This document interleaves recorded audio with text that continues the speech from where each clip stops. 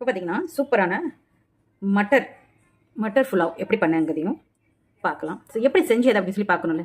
So வாங்க வீடியோக்குள்ளே போகலாம். ஹாய் ஃப்ரெண்ட்ஸ், வணக்கம். நமஸ்தே. நீங்கள் எப்படி இருக்கீங்க? நல்லா இருக்கீங்க, சந்தோஷமா இருக்கீங்க நினைக்கிறேன். நம்புறேன் நல்லது நினைப்போம், நல்லது நடக்குங்க.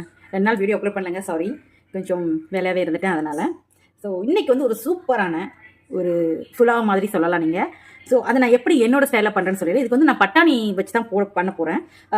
மட்டர் புலாவ் சொல்லுவோம் இல்லையா, அந்த மாதிரி மெத்தடில். பட் இதை எப்படி பண்ண போகிறேன், எந்த மாதிரி டிஷ் நான் வந்து ஒயிட்டாகவே இருக்க எந்த மாதிரி மெத்தடில் பண்ண போகிறேங்க சொல்லி டக்குன்னு பார்த்துடலாம். ஸோ வாங்க வீடியோக்குள்ளே போகலாம்.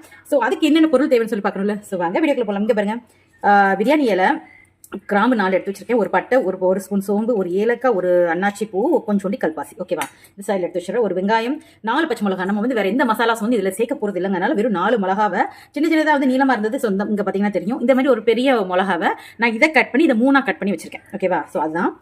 அப்புறம் வந்து கொஞ்சோண்டி கருவேப்பிலை, கொஞ்சோண்டி புதினா,